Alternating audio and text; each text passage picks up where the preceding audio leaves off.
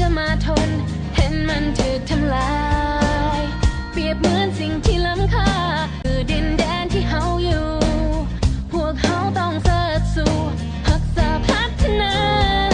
Save our land cause it belongs to you Take a stand make it right from wrong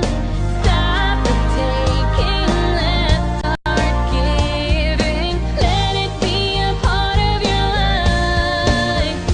เฮามาเที่ยวลาวมาลิ้นน้ำกันมาสร้างสรรค์ให้ประเทศเฮาให้ก้าวไปให้โลกได้รู้ว่าเฮาแม่นไผ